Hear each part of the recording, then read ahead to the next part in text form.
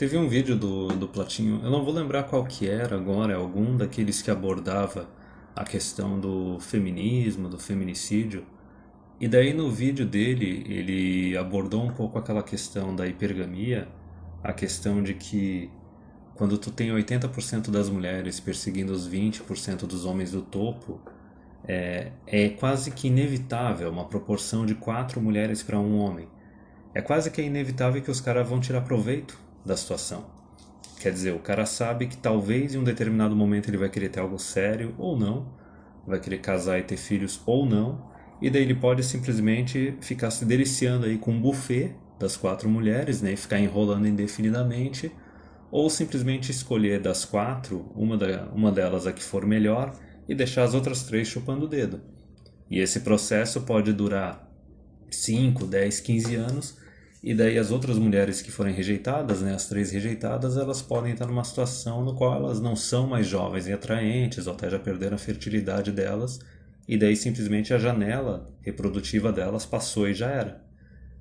E daí ele abordou um pouco essa questão de que, por causa da regra 80-20, né, as mulheres elas acabam sendo prejudicadas.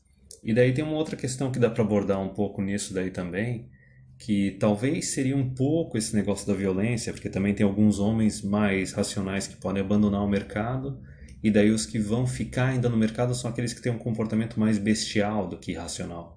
Porque existe aquela questão da hipergamia da mulher buscando o cara que tem mais recursos, só que tem aquela hipergamia que beira um pouco a hibristofilia, que seria o caso da mulher que simplesmente busca um cara extremamente dominante, que em alguns casos pode até ser meio violento, certo? Até meio psicopata, meio sociopata. Mas enfim, não vou me prolongar nisso porque não é bem a questão principal do vídeo. Mas daí uma das soluções disso seria as mulheres tomarem consciência da hipergamia delas e saber domar ou limitar a hipergamia delas para conseguir barrar, por exemplo, a situação na qual é claro que o cara está simplesmente tirando proveito dela, não vai se comprometer a ela.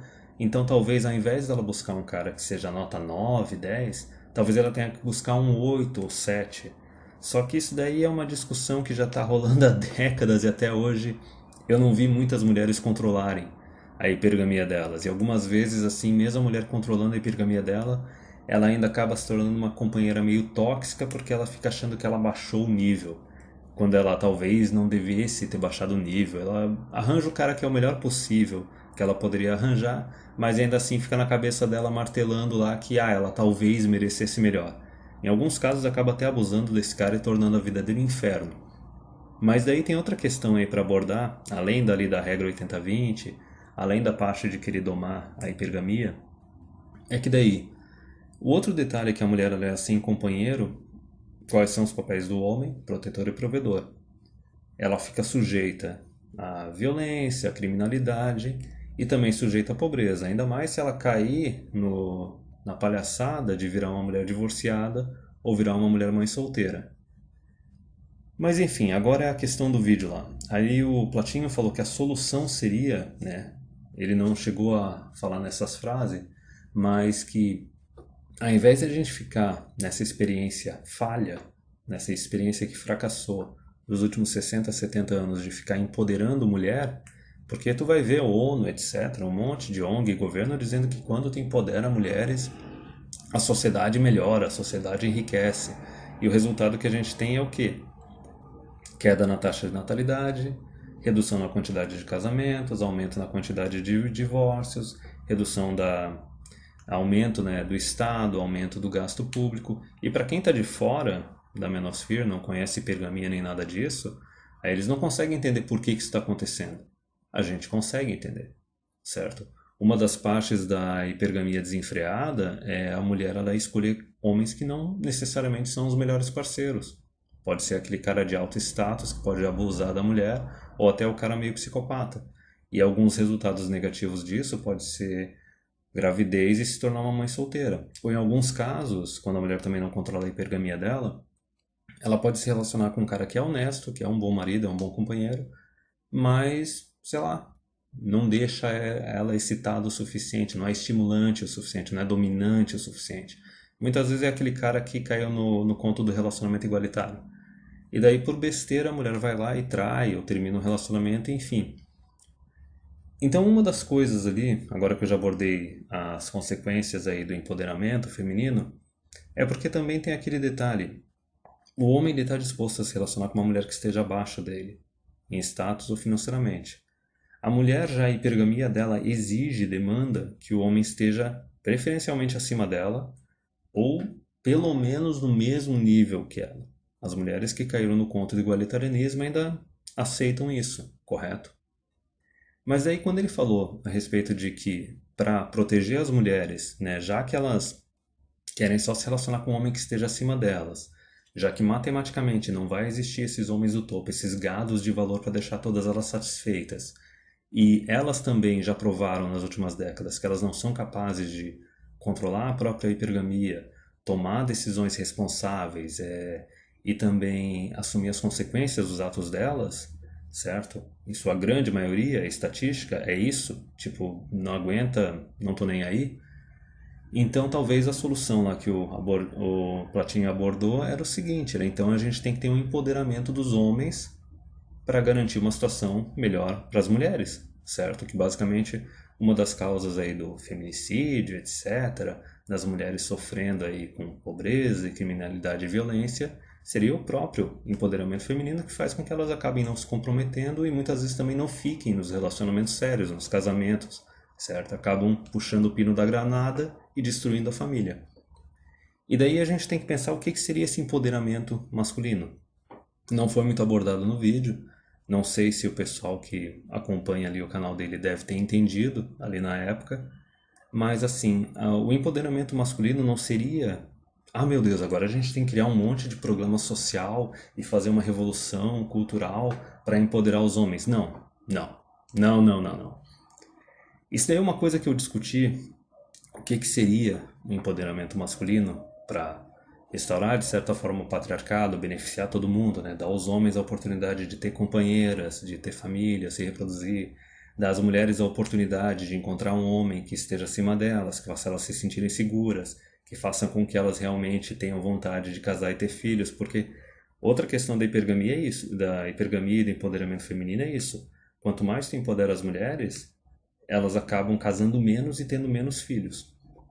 Então a solução desse empoderamento masculino, que é uma coisa que eu discuti lá no primeira live que eu fiz lá com o Hernani há muito tempo, era o seguinte, é simplesmente tu acabar com o estado de bem-estar social, tudo quanto é tipo de assistencialismo.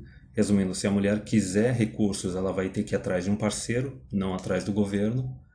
Tu tem que acabar com o assistencialismo, estado de bem-estar social, tu tem que acabar com subsídios e tu tem que acabar com leis feministas. Porque isso é muito simples. Na verdade, e o que eu estou promovendo aqui não é uma coisa, oh meu Deus, isso é muito extremista, isso não vai funcionar. Não.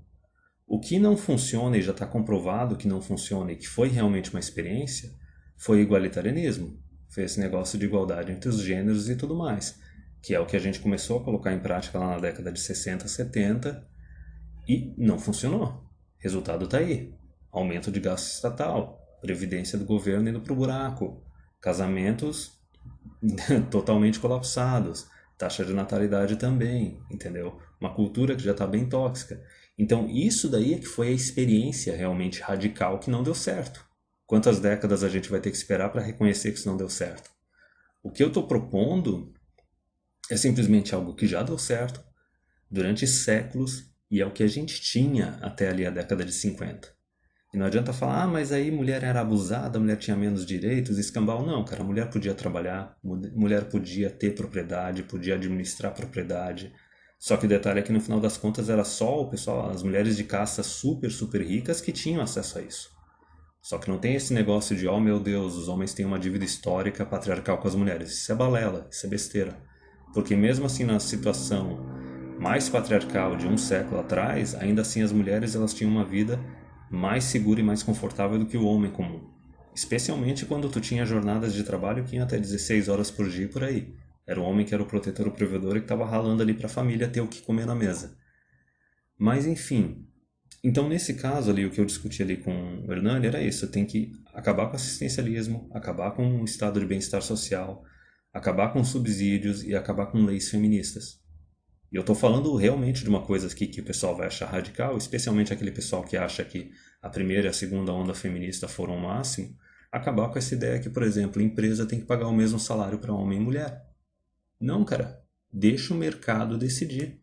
Até mesmo se tiver uma empresa que tem uma mulher que é um funcionário excepcional, ela pode até ter um salário maior que os colegas homens, entendeu? Se o desempenho deles for menor, por que não? Só que é o Estado que tem que decidir, não é o Estado que tem que decidir. É as empresas que têm que definir e daí tu tem um ambiente mais meritocrático. Mas por que eu digo isso? Porque, em primeiro lugar, o homem ele é bem mais resiliente ao estresse, por causa da testosterona. Não é à toa que sempre é o homem que pega os empregos mais pesados, que exigem mais esforço físico, que são mais arriscados, até mesmo por causa do instinto de dominância do homem, ele está mais predisposto a buscar ocupações arriscadas se a recompensa for alta. É como se ele estivesse fazendo meio que uma aposta com a própria vida, certo? Enquanto as mulheres, por outro lado, elas buscam sempre empregos mais confortáveis, mais seguros, até mesmo jornadas menores, certo? Para que elas possam ter um equilíbrio assim, entre a vida profissional e a vida privada. Como sempre aconteceu, certo? Esse negócio de ficar pressionando mulher nas últimas décadas para competir com o homem não está funcionando e não é à toa que se tu pegar as pesquisas a respeito da satisfação e da felicidade masculina comparada com a feminina, tu vai ver que nos últimos 5 décadas a dos homens só cresceu e a das mulheres diminuiu. Por quê? Porque a mulher ela tinha a opção de ser uma dona de casa, de trabalhar menos. Hoje em dia ela não tem mais essa opção. Enquanto o homem ele pode, em muitos casos hoje em dia, casar mais tarde ou simplesmente ficar solteiro e só ter que bancar a si mesmo, não tem mais que ficar bancando uma família inteira. Então veja bem, mesmo que tu pegue e tu comece a transformar as mulheres legalmente em uma classe privilegiada, a questão é que biologicamente o homem já está alguns milhares de anos à frente. Então se o homem ele for consciente e tomar as decisões corretas na vida dele, ele ainda assim consegue ter uma vida melhor, mesmo numa situação que está lá o governo e as leis detonando com ele. Mas enfim, então basicamente para tu empoderar os homens, tu só precisa acabar com leis feministas, certo? E eu não estou falando só de terceira e quarta onda, eu estou falando de terceira, quarta, primeira e segunda onda, certo? Até mesmo, que nem eu já falei aqui no canal, tu pode dar um direito de voto para as mulheres que são independentes e pagam imposto de renda, mas quem não paga imposto de renda não tem que votar, seja homem ou seja mulher. Isso seria eliminar ali a primeira onda. Eliminando a primeira onda feminista, tu consegue fazer reformas com o estado de bem-estar social, com os assistencialismos, aí tu consegue reduzir assistencialismo, reduzir o estado de bem-estar social, para daí a mulher, se ela quer recursos, busca um homem, não busca o Estado. E daí a segunda onda feminista é simplesmente isso, tirar o Estado de dentro das empresas. Deixar a empresa definir quem vai receber salário menor ou maior, independente de raça, sexo e etc. Porque o resultado final é um resultado no qual, simplesmente por uma questão biológica, a maioria dos homens vai estar acima da maioria das mulheres. Vai ser meio que uma virada da regra 80-20, certo? Tu vai ter ali 80% dos homens com direito político e 80% dos homens com salários mais altos que os das mulheres, e daí em contrapartida tu vai ter só uns 20% de mulheres com direitos políticos e uns 20% de mulheres com salário igual ao dos homens ou acima dos homens, certo? Quando tu vai definir regras, certo, e planejamento para tua sociedade, tu não tem que focar nas exceções, tu tem que focar na maioria. E a maioria é isso. Na sua grande maioria, os homens eles têm uma capacidade maior que as das mulheres e eles estão mais dispostos a fazer jornadas mais longas em trabalhos mais arriscados. Eles têm que ser eles têm que ser recompensados adequadamente, certo? E se tu pegar a maioria, também é a mesma coisa. A maioria das mulheres não é tão chegada assim em trabalhar, não quer ter uma jornada longa, não quer ter um trabalho arriscado, certo? Quer ficar fazendo mais aquele papel da casa e tudo mais. Só que daí se tu falar isso pro pessoal igualitário, ainda mais com o pessoal feminista ferrenho, meu Deus, isso é uma heresia absurda. Como assim tu tá dizendo que os sexos são diferentes? E pior, como assim tu tá dizendo que um sexo é mais capaz pro trabalho e etc, e até produção acadêmica que o outro? Mas enfim. Então, basicamente, se tu fizer isso, tu vai ter um resultado, uma situação no qual tu vai ter mais homens acima das mulheres e automaticamente tu burlou a hipergamia. Tu fez um Game Shark na hipergamia.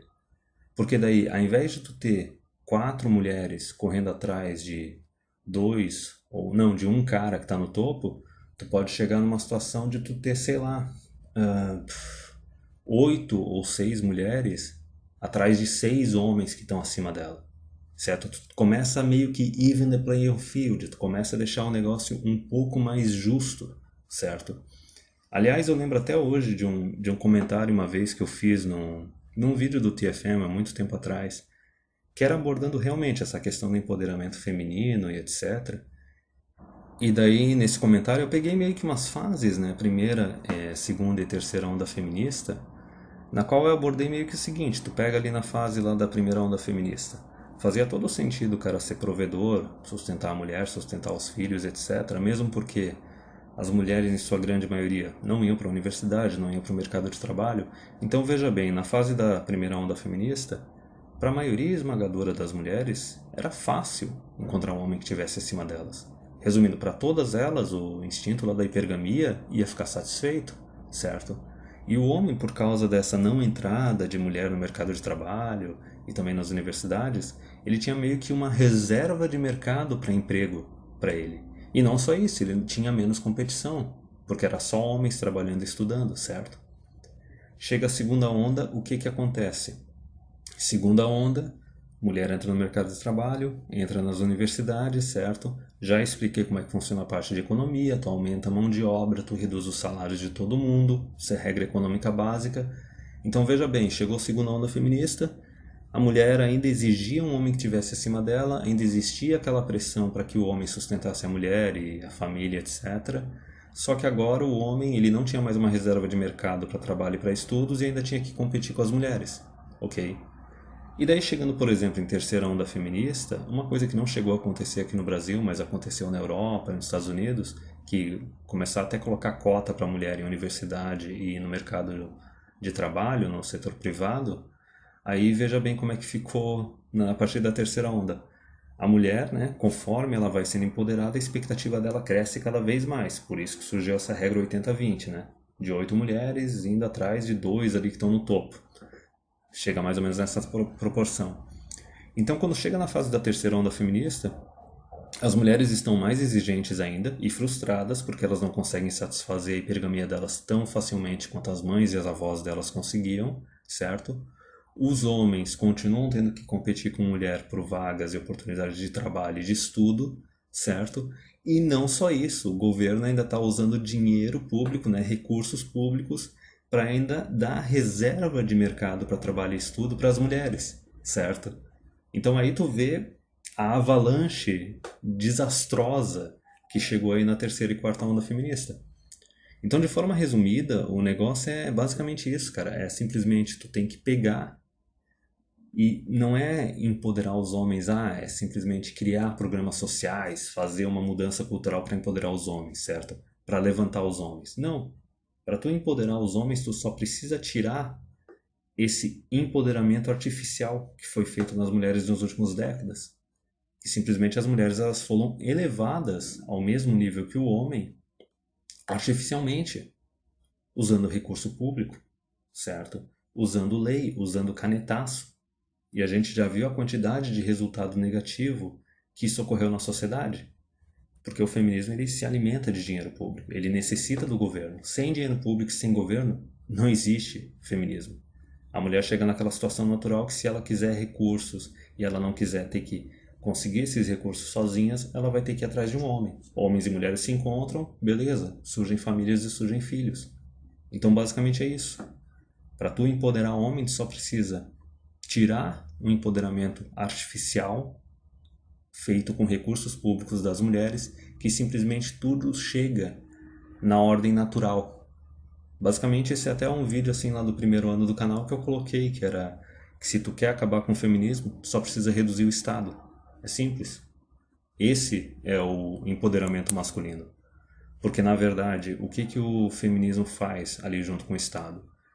Ele usa os recursos de todos os homens extraídos através de impostos para simplesmente terceirizar o papel de protetor e provedor, certo? Via o Estado, usando recurso público. E a parte mais engraçada disso é que, assim, justamente pelo fato de estar tirando recursos desses homens, eles se tornam menos atraentes para as mulheres, eles têm menos oportunidade e capacidade de construir família e ter filhos, certo? E daí tu joga esses recursos em cima das mulheres e elas continuam reclamando, continuam insatisfeitas. Chega a ser cômico isso daí.